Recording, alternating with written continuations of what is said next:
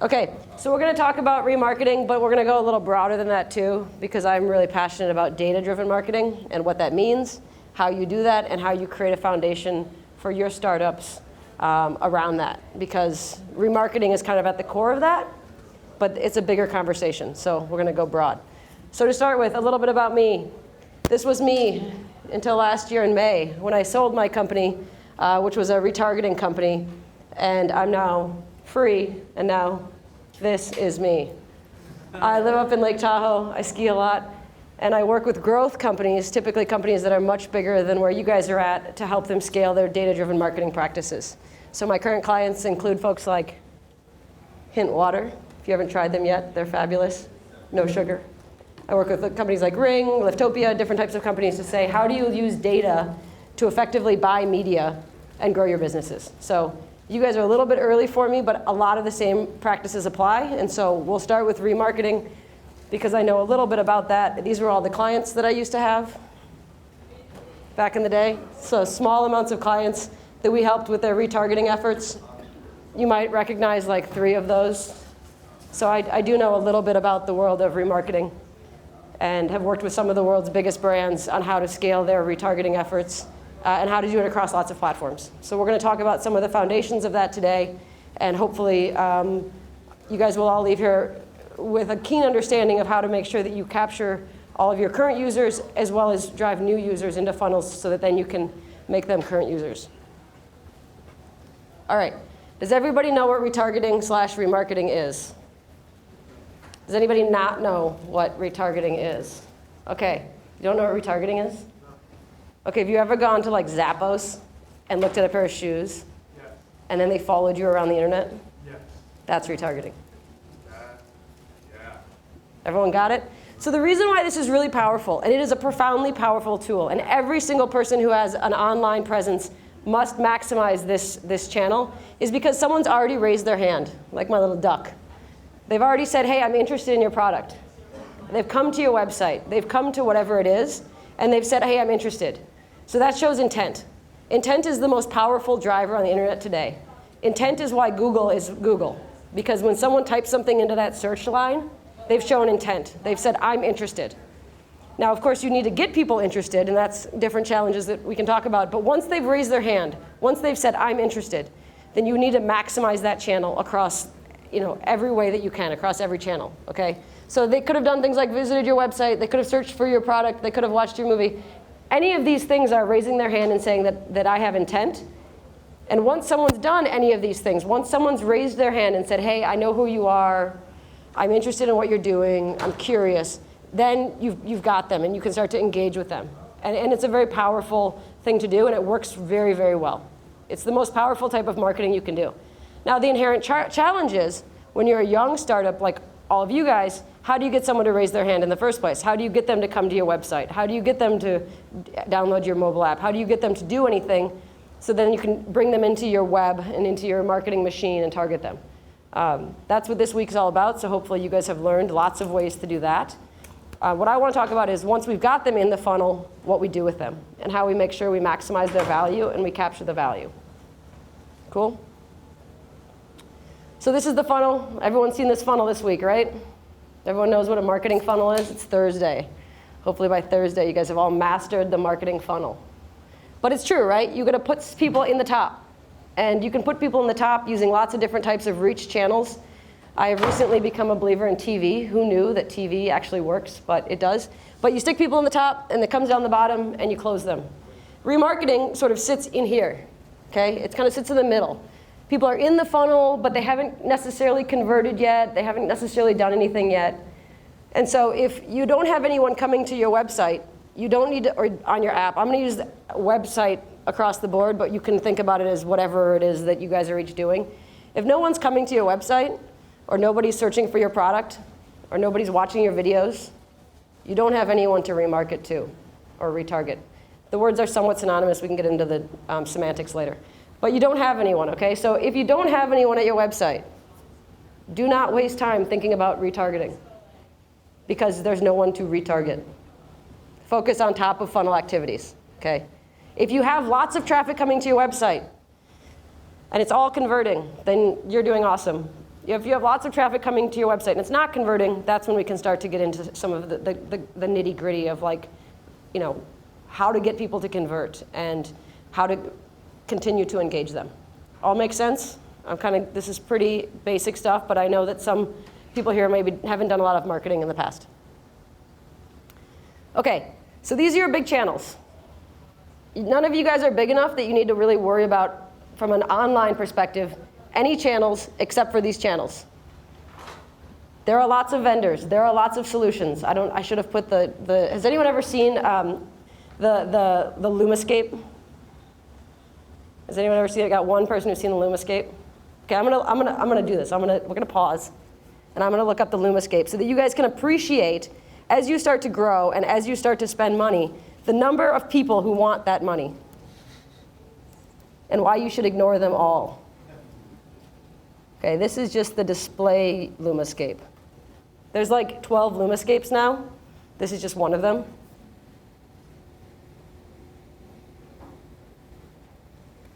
Let's see if I can expand it.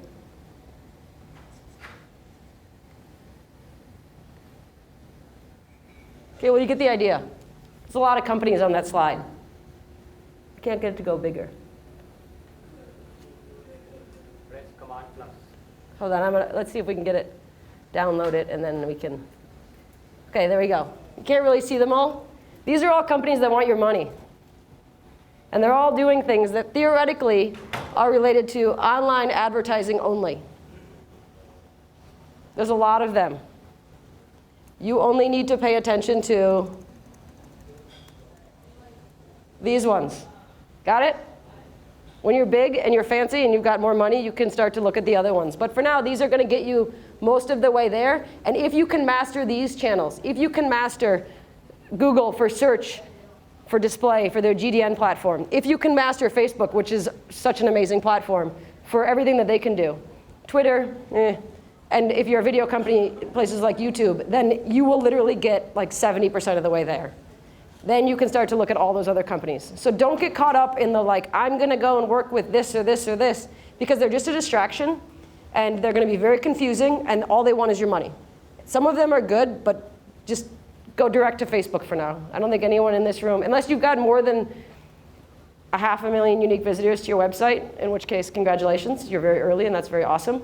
Just work with these platforms. Got it? Okay, so this is another example of retargeting. You go to the website. On this website, there's a piece of code. And everyone who has a website should have this code. Has anyone here, who's already doing retargeting? Who has a website and should be doing retargeting but isn't doing retargeting?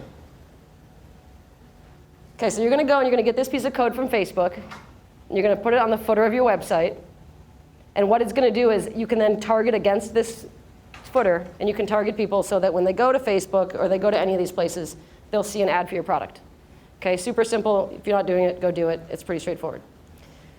So we all know what retargeting is now. We generally know how it works. The basics are kind of there. We're going to focus on those 3 or 4 platforms because we're not going to get distracted by everyone who wants our money. And it's all set up. So now what matters? Okay, so the important things to think about in digital marketing in general, but across the board when you're doing things like retargeting, is to really stop and say, who are my customers? Like, what do they want? Where are they? When do they want it? Why do they want it? So let's talk through these. Who are your customers? If you're a consumer-facing play, right? That's where things like data-driven marketing is really very effective. If you're a consumer-driven play, you want to touch your customer the moment they come to your site, and you get about 1 day to touch them. So if you're working with consumers, then you probably have a relatively defined value of what your consumer is worth, right? And I'm going to say consumers are people that are doing things like transactional purchases. They're coming back over and over again. They could be doing one purchase, but typically these purchases are in the hundreds of dollars, not in the thousands or many thousands of dollars. Let's keep that as kind of a consumer-facing play, right? Warby Parker sells glasses. Hint sells water, right? We want people to keep coming back and buying water over and over again. Ring sells a doorbell, right? So if you're selling something, or you have these transactional things where you want people to keep coming back, you're going to have a low value. Your customers aren't worth much one time, but they're worth much many times, right? Now, if you're a B2B company, your users are worth a lot more because your deal size could be much higher. So when you're thinking about how to structure things, and you're thinking about as we map out sort of some of these basic ideas around metrics, ask yourself these questions. How valuable is my user? Who are they? Is it someone I want, like, there's a very finite number of them in the world, there's only 100 people in the world who want my services, or are there tens of thousands of them? Are they worth, like, because there's only 100 of them, are they worth $10,000 each, or are they worth $1 each, right? You want to start to have this framework. And this isn't just for remarketing, this is how you think about your marketing in general. Really stop and say, like, not everything fits. It's not like one size fits all here, right? Different people are going to do things a little bit differently depending on what your companies are doing, and I'm keeping this pretty broad, okay? Again, what are they buying? Are they buying products whereby they're going to go buy a pair of shoes? Or do you have one sort of enterprise point solution that you want to make sure they see, okay? Enterprise point solution stuff from a Facebook, display, et cetera standpoint is very difficult. I'd encourage you to focus on things like email, right? Around that. Where are they? Are people only on mobile?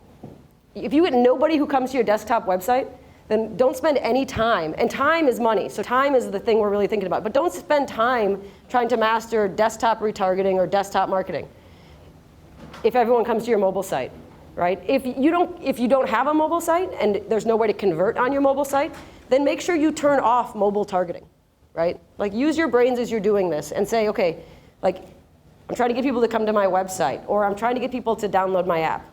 If you're trying to get people to download your app, then maximize the newsfeed feature on Facebook for mobile, right? And make sure that it goes straight to the app to download. Don't get caught up on one or the other. And again, I know that some of this stuff's pretty basic, but it's so fundamental.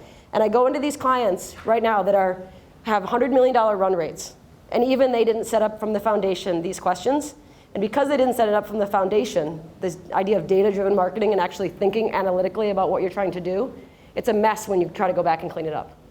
It's fun for me because I make lots of money doing that now, but it's a mess. So start thinking about these things now so that when you're that $100 million run rate company, which I know every single one of you is going to be, that it's a lot easier to keep advancing. And the only way that you're going to level up, the only way that Hint is going to go from there, I think they're on like a $70 million run rate to being a $200 million run rate, is if they clean up these practices. So just clean them up from the beginning, right? Ask yourself the hard questions. So again, when? Is this a transactional thing, right? Is this someone we want them to come back weekly or monthly or every 6 weeks, right? If you're selling products like Madison Reed, they have a subscription product whereby it's hair coloring for women and actually men as well. They want their people to come back every 6 weeks or every 8 weeks. So how they're going to set up things like retargeting is going to influence that. If someone just bought a product, you don't need to retarget them. You want to retarget them in 6 or 8 weeks when you want them to buy another product. Make sense? So we're thinking about some of these types of questions. And then why? Like, why are your customers buying you to begin with? Messaging does matter. The copy that you write, et cetera, it does matter. And so you want to say, okay, what am I trying to communicate to people, and how am I trying to communicate with them? Okay? All make sense? I know I'm going very fast through some of this stuff, but I'm just trying to get you guys to think in the framework, and then you'll be able to kind of figure out some of these things. Data is the queen. That's actually it's queen, of course. But seriously, trust it. If it's not working, like, has everyone here heard of negative gross margins? Has anyone not heard of negative gross margins? I'm just going to tell you what it is anyway. So we've heard lots of unicorns, right? There's lots of unicorns in Silicon Valley that have all these crazy valuations. It turns out some of them are spending more money to acquire a customer than they will ever make on that customer. And they're like, oh, we'll figure it out later. Some of them are not figuring it out. Okay? It's why we see companies like Gilt raise $250 million, have lots and lots of customers, and sell for $250 million. It's why we see Quirky have 300 employees and go bankrupt. Because if you take on the mentality that negative gross margins are okay, and that you're going to spend tons of money to acquire your users and make it up later, sometimes it's harder to catch up. So try to really trust the data. If you're retargeting somebody and it's costing you $5 and you're only making $1, maybe consider what you're doing and how you're doing it, okay? So trust your data. Okay, clicks win. Every one of those vendors I showed you on the Lumascape is going to try to convince you that view-based attribution is real. Can anybody in this room remember an ad that they saw 30 days ago? So why in the world would we ever give a vendor credit for a view that somebody saw 30 days ago. And that's what they'll try to convince you, that those are real things. Just focus on the clicks. Spend more for clicks, okay? You can add in some view stuff if you really, really want to, but remember, like, clicks win, especially on Facebook. So my big specialty, all those clients, was largely on Facebook. We did quite a bit of display, but largely on Facebook. We only did 28-day click windows. Because when somebody clicks on your ad, even if they don't transact at that moment, right? Even if they don't do what you want them to do then, they've raised their hand and they said, hey, I am actually kind of interested in this. Like, this is cool. And then they might come back. And if you have to pay more for clicks, that's okay, but focus on the clicks, not the views, because no one frickin' remembers the ads that they view, and it's a broken metric. One other thing on views. If you do views, for whatever reason, you're convinced that whatever company is going to get you lots of views, make sure that you're focusing on viewability and above the fold. A lot of ad networks and ad companies, including Google, are willing to sell you endless impressions of display ads that happen below the fold on a website, which means that nobody actually ever sees the ad, which means that even if you are counting views, it doesn't matter because no one actually saw the view, right? So focus on viewability, focus on above the fold, and I'd say focus on clicks. The challenge with display advertising is that clicks are tough. No one clicks on display ads. And I will give you guys a little secret. Because of this kind of broken system, GDN, which is the Google Display Network, is pretty cheap right now. So it is a place where you could try to drive traffic to your website and then retarget that traffic. But for retargeting purposes, once you've retargeted the people, focus on clicks. Okay, like once you've got them, like they should click on stuff. Make sense? For prospecting, et cetera, GDN's kind of cheap. You should go check it out, see if you can drive traffic. But again, retargeting is all about clicks. Okay, does this all kind of make sense? So we're focusing on the numbers, focusing on a few channels, not tons of channels, and we're going to ignore the vendors. And I was a vendor, so I'm telling you to ignore the vendors. If you don't have Google Tag Manager or whatever tag manager that 500 Startups loves, it's a very quick and easy way to be able to add tags to your website. If you don't know what tags are, you should learn because we're at 500 Startups. But tags essentially are the way that we can do things like tracking, et cetera. Google Tag Manager, or like I said, whatever tag manager 500 loves, is just a great way to do that. It's much easier than asking your developer to go on and add tags every second day. So get that set up, and then as marketers, you guys can all embrace that. Again, it's all about pixels. These days, pixels have gotten a lot smarter. It used to be you'd have to go and create like crazy events pixels and strings of pixels and different types of things. But this is how retargeting online works. This is how really retargeting everywhere works. And this is how tracking works, even for TV. It's all about pixels and putting pixels in the right place. Facebook has one master pixel. If you are the person that's going to be doing marketing, go learn about pixels. I know they look scary and complicated because they've got all sorts of characters. They actually make sense. So if you just take the time to go and learn about pixels, how they work, what different parameters are that can fit within the pixel, you'll be ahead of the game. And then you can make decisions on, do I want to track events? Do I want to create audience segments? Do I want to do conversions in specific ways? Okay, so just if you don't know pixels, if everything that I'm saying is baffling to you, go Google, like, how do I learn about pixels? And specifically add pixels. Facebook has some great resources, and don't be intimidated. Like, just take a deep breath. It's like learning a language. Just learn how the pixel structure works. Because it is important to kind of understand it, to maximize it for all data-driven marketing. Okay, Facebook is probably the most powerful digital platform today. I'm going to say that again. Facebook is probably the most powerful digital platform for acquiring users and bringing back old users today. If you're a B2B company, this still generally applies, but if you are a consumer company, this absolutely applies. Snapchat has not figured it out. Twitter has not performed. The prices are expensive. And these are the best people who know how to do this stuff, like haven't figured it out yet. Even things like video and YouTube is tough. Facebook works. If you only have time to focus on one channel online, make it Facebook. Okay, it's a very, very powerful platform. They're doing a very, very good thing. Newsfeed is for sure the priority. Now, there's a limitation with Newsfeed. You're only allowed to show your users, I think it's 1 to 2 Newsfeed ads per day. Okay, so that means that you can't just bombard them with ads on their newsfeed to make sure they come do something. Facebook doesn't want you to be super spammy. But you want to make sure, especially in remarketing, that they're going to see that one ad. So if you've got 5,000 people who come to your website, Make sure that your Facebook budget is big enough that you can target all 5,000. You probably won't, but set up an individual campaign that's just for newsfeed, that's all about that. Right-hand side can be good, cannot be good. Mobile can be good, cannot be good, but the newsfeed wins the day. So make sure you're maximizing your Facebook newsfeed. It's one of the best ways to get in front of people. It also does work profoundly well for prospecting, right, and for reach, which is what many of you probably need to do.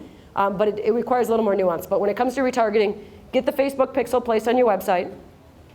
If you have emails, go and upload that custom audience list, right, which is WCA, website custom audiences, where they'll map the email of the user to the Facebook pixel and make sure you're retargeting all those people, okay? It's very important. And small budgets are okay. If you don't have lots of users, your budget may only be like $10 a day or $15 a day. Totally okay. Just make sure you're doing that and you're maximizing that channel, okay? Google is a little bit tougher, but it is really cheap right now. So from a retargeting standpoint, it would behoove you to set it up with low budgets, low windows. And again, you're just looking to kind of get people to come back. Make sure that you're setting up the tracking efficiently to do that. Okay, but it is a good channel, again, above the fold over only. Twitter, haven't figured it out yet. I'm going to skip it. So these are some more of the retargeting vendors. Okay, these guys can deliver performance at scale, some of them. Criteo was our biggest competitor when I was at Triget. They deliver phenomenal results. That being said, everyone in here is too small for them. Unless you get 500,000 visitors a month to your website, you just ignore the vendors. Just go direct to Facebook, go direct to Google. Like, it's just not that complicated. Facebook, I actually had lunch with the guy that runs ads at Facebook on Friday. They are trying to make it so that there are no more vendors. Okay? They want everyone to go direct to Facebook. There's lots of saga in the industry, but just skip the vendors for now. Just go direct to Facebook, go direct to Google. If you need vendors for channels you can't access for some weird reason because you have some weird business, then that's cool, but my general retargeting presentation isn't for you. Okay? I really think that you're going to get more volume, you're going to get better performance by going direct, specifically to Facebook. Okay? All right. So we've got everything set up. We're focused on our data. We generally know what we're trying to do. We've got some good goals. How many people in here have a goal CPA when they're trying to achieve customer acquisition? You kind of know how much you think you can pay for your users. Okay, every single person in here needs to raise their hand next time I ask that question. Every single person. I don't care if you pull it out of your tush. Okay, I don't care if you make up a number. Figure out what you think, use your brains. I did not major in math, and I can do this exercise. Figure out what you think your product is worth. How much do you think that it's worth? Be it over the lifetime or be it a single transaction. So if this hint water costs me $2 to make, actually let's say 18 of them make $2 to make, okay? And I can sell them for $10, then I have an $8 margin. If I have an $8 margin, how much of that margin am I willing to spend to acquire the customer to buy the water? Every single person in this room can do that exercise. It is a foundational exercise in growing your business, right? How much are you willing to pay to acquire a user? It will change, it will morph, it will grow, it will shrink, but you need to come up with something. I think I can get $100 off of a user over their life, then you're willing to pay a certain amount, right? A Ring video doorbell, let's just pretend the units cost $100. So we're willing to pay some fraction of $100 to sell a unit, okay? As you're running any type of marketing, your goal is to try to achieve that, okay? And if you can't achieve that and you are becoming perfect and you still cannot achieve that, then you should reconsider your business. Warren Buffett had a great quote. If the product don't sell and you got great people, it's probably the product's fault. So don't blame yourselves. If it's just not penciling and you just can't make it work and you really are being smart and you're really being analytical, it could be the product's fault. And then you want to revisit your product and maybe not think about the marketing. And that's okay. Everyone in here, well, not everyone, at least a vast majority of you might have to pivot once. You might have to make an adjustment. And that's the beauty of a startup, okay? If I told you the first idea that we started Triget off of 10 years ago, you would laugh at me. But instead, we became a pretty big and powerful company because we pivoted for what our customers need and what the data said. All right. I'm going to get to questions quick because I don't want to just talk to you, but some quick stuff. This is in the deck that you're going to get. If you don't know every single one of these acronyms and you're spending money on online advertising, then you are wasting money. They're very simple acronyms, but you must know how to talk in this language. Otherwise, your vendors will screw you. Everyone will screw you because these are pretty simple. Okay? Click-through rates, CPCs, CPMs. They're in the little thing that'll go in the little thing that you guys all get. Okay, budget. How many people in here made up a budget, but they don't have a CPA goal? They're like, I'm going to spend $10,000 on marketing. Okay, no one's going to, I know there's people in here that have said that. It's all about data, guys. So if you come up with your values, your CPA and your LTV, you have an unlimited budget. If it costs you $1 to make a widget, you can sell the widget for $10, then you're stoked. You're going to spend money on marketing all day long until you're no longer making money, right? It's like pretty simple. But it's fascinating how many people think they have this like set budget and they're doing awesome and they're killing it, and then they're like, oh, I'm out of budget, I can't spend anymore. If you can figure out what your CPA is and you can figure out what your lifetime values are, if you can figure out what you're trying to acquire new users for, you have unlimited budgets until you hit that cap. And you inevitably will hit that cap because sadly, if there was massive margin businesses everywhere, we'd all be bazillionaires and we wouldn't be here at an incubator listening to me talk, right? So focus on your numbers. If you actually are acquiring users, that's how you're going to grow. So keep acquiring the users. If you get money for every user you acquire, keep acquiring users. When you hit that cap, then you want to back up and say, okay, we're stuck, now what? Let's go back to the data. Okay, so don't think about budget, especially in retargeting. Like, do not think about budgets, think about CPAs and LTVs, okay? Super, super, super, super important. Okay, if you have a high CPA, right, if you can spend a load of money to acquire a new user, for example, the Ring Video Doorbell can spend upwards of $40 to $50 per user to acquire a customer. That's a pretty big budget, right? That's not $3, which was Booking.com, right? That's what their CPAs were. You know, if you've got big dollars, then you're going to spend lots of money on things like retargeting because every single person who comes to your website who's already raised their hand, that's like a really valuable person, right? If you have low CPAs, which aren't bad, Booking.com is a massive, massive business, and they do it on very, very tight margins, then you're going to have to be much smarter and quicker about how you do things, okay? So make sure you pay attention to those margins. If you've got a big CPA goal, if you've got big margins on your customer acquisition, you're going to spend a lot more on retargeting as a channel. If you have low margins, you want to be much quicker. Luckily, the Facebook algorithms are also getting really smart, so you don't have to figure out all this stuff. You can just go and like turn it on, and they'll do it for you. But things to think about. Starting small is okay. Okay, turn this channel on, right? Everyone's going to have retargeting on by the end of the day if you have a website, because it's such a powerful channel. It's an always-on channel.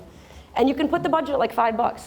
And then if you've maxed out that budget and you're still returning your CPA, increase the budget, okay? Again, it's all about the return. The challenge, I think, for some people in this room in particular is going to be if you're trying to do things like drive people to email signups, right? So then you need to be able to quantify how much that's worth. So it's all about quantifying it. And then if you're going to drive someone to an email signup so that you can start them on your email drip campaign, make sure you know what's coming out the other end of the email drip campaign, which will then influence how much you're willing to spend to acquire them on that signup. Does that generally make sense to everyone? So if you're going to acquire an email, let's say you're going to spend, you say, I can spend $1 for every single email that I spend, and you go out and spend $100, but only 10 of those people convert, so you only make $10, you've just wasted a lot of money. So make sure that you're looking at the full funnel, not just your retargeting or remarketing, okay? It should all influence each other. And the biggest thing is just to start. Build a dashboard. Build a dashboard. And it can be super, super basic, right? And the dashboard could say like, Facebook, I spent $6. I got 6 clicks and I got 2 conversions. That's a dashboard. That shows you that on Facebook you got that. Your dashboard will get increasingly sophisticated as you go. Okay, I don't know if you guys have had a talk on marketing dashboards, but they are your bread and butter of how you're going to do data-driven marketing. You haven't had a talk on marketing dashboards? Okay, next 500, marketing dashboards. Get the Convertro guys or something to come in. Don't spend money on Convertro. You guys aren't big enough yet. Okay, but marketing dashboards, they're very straightforward. They literally are, here's the date, right? Here's the channel, yada, yada, yada. Excel is a great place to do it. You can set up all sorts of crazy stuff in Google Analytics and like double-click Campaign Manager, or you can use Excel. Just go with Excel. Best Buy, when we worked with Best Buy, Home Depot, Booking.com, Lowe's, we did Excel because it was the most flexible, powerful channel that everybody could use and share. So I know there's lots of dashboard solutions out there, but Excel is free-ish. Okay, cool? Okay, this is actually somewhat important in your retargeting efforts in particular. Ad fatigue is a very real thing. So once someone's seen an ad, like I think it's theoretically it's like 2.8 times or something like that, they start to fatigue on that ad. So the performance just plummets, which means that you constantly need to be refreshing your creative. Okay, so what I would encourage you all to do when you come up with your ad creative, when you go on 99 Designs or you go on Elance or you go on wherever to get your creative made, just have them make a bunch of it. You can test it out against each other, but just have them make more than you think that you need so that then you can constantly be cycling in new ad creative. And don't push it out all at once, right? I would say like push out weekly, maybe update your ad creative. If you start to gain a lot of traction when it comes to your remarketing or when it comes to your Facebook advertising in general, you might want to spend more time on your messaging and creative, but really it's just about fresh creative. Pictures of faces are always great if you can do that in your ad, but really bright colors, faces. There's stuff online that says like what's the best kind of ad creative, but the biggest thing is just fresh. Keep it fresh. So instead of having them make like 3 pieces of creative, have them make like 100 or maybe 50, okay?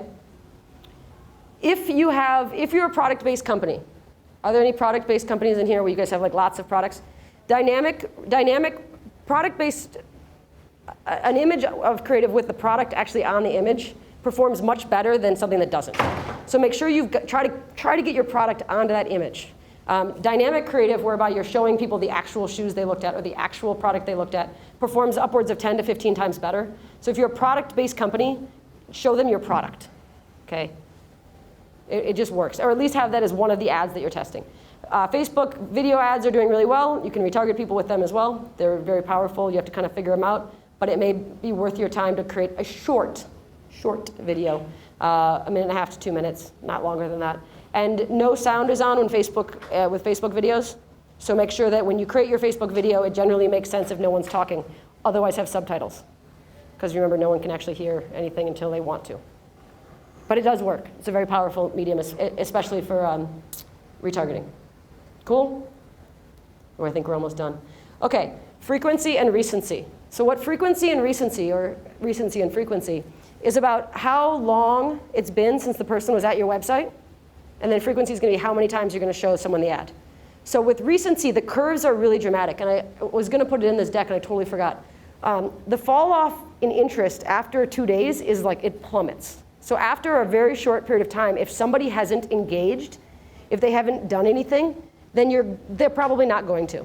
Especially if you're something that has a low CPA, as a transactional thing, as a product-based thing, the plummets are just pretty fast.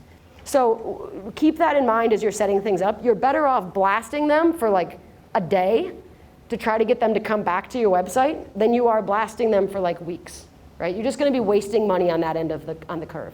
But on the first day, blast away. Facebook is pretty good about this if you optimize for things like conversions. I should have walked through, and if we have time, we can talk about how to optimize on Facebook, but we're not there yet because there's so much. And again, click to convert. Click, click, click. Make sure that you place your pixels correctly. If you place your pixels incorrectly on conversion, like on the conversion event, so if most of you have a cart, make sure you put it in the cart or wherever you want that conversion event to be. If you place the pixel incorrectly, it's going to incorrectly count conversions, and it's going to confuse you. So before you start ramping anything up in any sort of marketing, do some tests, right? Go through it, make sure that it's working correctly, and that way we'll know that you're counting things right. Because the last thing that you want to do is what one of my clients did recently, which was place it in the cart, on the ticketing page, and someplace else, and it triple counted for everything. So it looked like they were doing awesome, and they weren't. Okay? Trust the data. Okay, so no one's converting.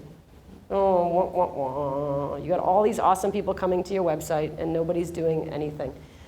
First of all, I do something called the 10 test. Okay, if 10 people come to your website and none of them convert, then don't assume the 11th person is going to convert. We don't need, this isn't the 100 test, this is the 10 test. If 10 people come to your website or come to your app or come to whatever, and they don't convert, and you've retargeted and brought them back and they don't convert, well, you got to figure out why. Don't keep trying to like add more in, right? Say like, why aren't they converting? Is there fall off in the funnel somewhere? Is it not clear? Does my product suck? Okay. But if 10 people aren't doing something, don't do more. Like figure out what's going on. And that's really important. Oftentimes you'll find some spot that's causing the issues. You clean up that spot and everything starts to work again. But trust 10, not 100. Just if it doesn't work, you'll notice. And I can't iterate this enough. Like, don't blame marketing if the product is the problem.